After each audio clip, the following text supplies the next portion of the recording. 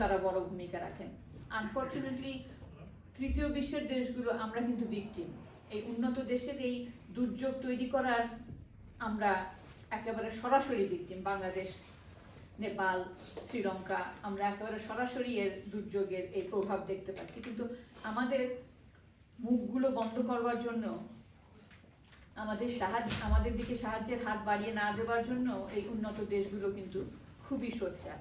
সুতরাং সেক্ষেত্রেও আমাদেরকে ঐক্যবদ্ধ হওয়া ছাড়া এবং সোচ্চার অবস্থানে থাকা ছাড়া, এবং যার যেই অবস্থান থাকে, ছোট হোক বড় হোক, সেই অবস্থান থেকে আমাদের রিপোর্টগুলো তথ্য সমৃদ্ধ রিপোর্ট করা প্রয়োজন। এবং স্থানীয় যে সমস্ত জার্নালিস্ট বা সাংবাদিকরা রয়েছেন তাদেরকে আমরা যদি, যারা একটু অন্য অবস্থানে, অর্থাৎ সরকারি সাহায্য পেতে পারে এমন সাংবাদিকরা রয়েছেন, কিংবা বড় বড় চ্যানেলের সঙ্গে যুক্ত রয়েছেন এমন সাংবাদিকরা যারা রয়েছেন, তারা যদি আমরা স্থানীয় সাংবাদিকদেরকে একটু সাহায্য এবং তাদের দিকে সাহায্যের হাত বাড়িয়ে দিই, তাহলে আমার মনে হয় সেটা আমাদের একটা ইমিডিয়েট খুব করণীয় একটা কাজ আমরা করতে পারি। আমরা জানি খুব সাম্প্রতিক সময়ে একটি রিপোর্ট এসছে বাংলাদেশের একজন সাবেক আইজিপির বিরুদ্ধে, যে তিনি, তার শেয়ার রয়েছেন 25% বাংলাদেশের ভাওয়ালে শাল বন কেটে ইকো রিসোর্ট তৈরি করার জন্য। তো সেখানে যখন বেশ কয়েকটি গণমাধ্যমে দেখানো হয়েছে যে স্থানীয় সাংবাদিকদেরকে যখন জিজ্ঞেস করা হয়েছে, তারা ভয়ে আতঙ্কিত হয়ে এই রিপোর্টটি তারা করতে পারেননি। বাংলাদেশের কয়েকটি বড় বড় মিডিয়া চ্যানেল তারা রিপোর্টটি করেছে একেবারে শেষের দিকে, কিন্তু স্থানীয় সাংবাদিকরা জানতেন কিন্তু তারা করতে পারেননি। তারা যদি অনেক আগে এই রিপোর্টটি করার সাহস পেতেন, সহযোগিতা পেতেন সরকারের কাছ থেকে, স্থানীয় এমপিদের কাছ থেকে, কিংবা স্থানীয় লোকজনের কাছ থেকে, তাহলে কিন্তু হয়তো আমরা পরিবেশকে বাঁচাতে পারতাম। এই এতগুলো শালবন কেটে ফেলা থেকে বাংলাদেশের পরিবেশকে রক্ষা করতে পারতাম, পারিনি। এইখানেও যদি আমরা চিন্তা করি, পরিবেশ এবং প্রকৃতির সঙ্গে কিন্তু যুদ্ধ ওতপ্রোতভাবে জড়িত। এই যে গাজায় যুদ্ধ হচ্ছে, এখানে যারা প্রতিবাদে অংশ নিচ্ছেন, আপনারা যারা সরকারি কর্মচারী কিংবা সরকারি অফিসের সঙ্গে সংযুক্ত আছেন, তারা নিশ্চয়ই বুঝতে পেরেছেন যে কিভাবে খুব চতুরতার সঙ্গে ইনস্ট্রাকশনগুলো দেয়া হয় যে সরকারি কর্মচারী তারা যেন এই ধরনের প্রতিবাদে অংশগ্রহণ না করেন।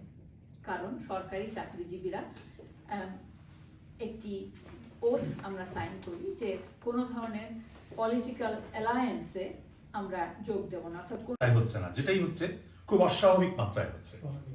এবছরই কানাডা এবং আমেরিকাতে যেই পরিমাণে তুষারপাত হয়েছে, কোনো কোনো অঞ্চল মানুষ 5 দিন 7 দিন ঘর থেকে বেরোতে পারেনি, এমন অবস্থা হয়ে গেছে। দুবাইতে যে পরিমাণে বৃষ্টি হয়েছে, 2 বছরের বৃষ্টি একদিনে হচ্ছে। এটা হচ্ছে বাংলাদেশে, এটা হচ্ছে ইংল্যান্ডে। আমরা কি দেখছি, এত ঘন ঘন সাইক্লোন হলো গত কয়েক মাসে এই শীতকালটায়। এটা আমি তো এই দেশে কত 27 বছর আছি, আমি 27 বছরে এত ঘন ঘন সাইক্লোন দেখি নাই। একটা সাইক্লোনের সিগন্যাল শেষ হওয়ার পরই দেখা গেল যে সেকেন্ড আর একটা সাইক্লোন চলে আসছে। এই যে ওয়েদার এক্সট্রিমগুলো হওয়ার কারণ হচ্ছে পৃথিবীর তাপমাত্রা, ভূপৃষ্ঠের তাপমাত্রা বেড়ে যাচ্ছে। ভূপৃষ্ঠের তাপমাত্রা শিল্প বিপ্লবের আগে যেখানে ছিল, যেই মাত্রায় ছিল, তার থেকে 1.5 ডিগ্রির মধ্যে সীমাবদ্ধ রাখার একটা চুক্তি হয়েছে, বিশ্বের চুক্তি, যে জলবায়ু পরিবর্তনের প্রভাব মোকাবেলায় এটাকে যদি মানুষের সমাজকে টিকিয়ে রাখতে হয়, অর্থনীতিকে টিকিয়ে রাখতে হয়, পৃথিবীকে টিকিয়ে রাখতে হয়, তাহলে 2050 সালের মধ্যে তাপমাত্রা বাড়ার হারটা কমায় আমাদেরকে 1.5 ডিগ্রির মধ্যে রাখতে হবে।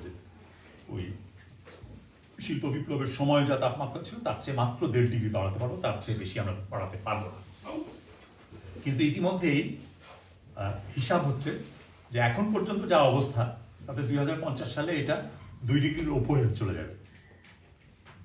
অনেকগুলো নিউজ করি, আমাদের কামাল ভাই বা উর্মিয়াপার কথা হতো বা আপনাদের কথায় যদি এই বিষয়গুলো আসে, এবং আমরা যদি ভবিষ্যতে আমাদের সাংবাদিকতায় কিন্তু পরিবেশ সাংবাদিকতা বা পরিবেশ বিপর্যয়, জলবায়ু ইস্যুগুলা ব্রিটিশ বাংলাদেশি সাংবাদিকতায় তেমন একটা আসতেছে না। আমরা কিছু কোয়েশ্চেন আনসারের মতো আমরা সংক্ষেপে যাতে অনুষ্ঠান শেষ করতে পারি, এবং এই বিষয়ে আপনাদের চিন্তা ভাবনা এবং আপনাদের আপনি খুব সুন্দরভাবে অনেকগুলো বিষয়ে আপনার আলোচনায় নিয়ে এসেছেন, আপনাকে অনেক ধন্যবাদ।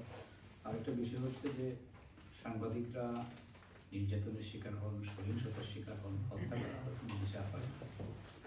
আমাদের কিছুদিন আগে আমাদের সিলেটে চ্যানেলের করেসপন্ডেন্ট ময়নাদিন মন্দিরে তারপর হামলা হলো, মামলা করা হলো, কিন্তু পরে আসামিরা গ্রেপ্তারি হয়নি।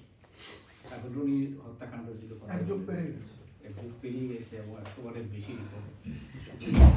ডেট পেঁচানো হচ্ছে, কিন্তু বিচার হচ্ছে না।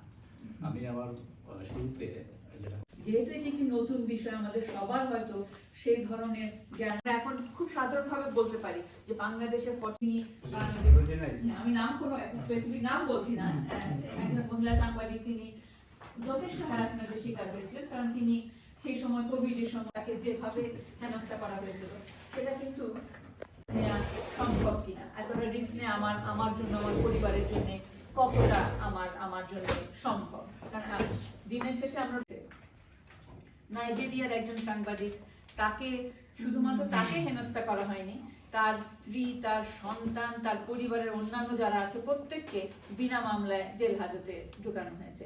আমাদের এখানে একজন সিনিয়র সাংবাদিক আছে, তিনি, তার পরিবারও এই ধরনের হেনস্থার শিকার হয়েছেন বাংলাদেশের প্রেক্ষাপটে। সুতরাং এই ইস্যুটি আমার মনে হয় শুধুমাত্র বাংলাদেশের ক্ষেত্রে প্রযোজ্য না, বিশ্বব্যাপী প্রযোজ্য।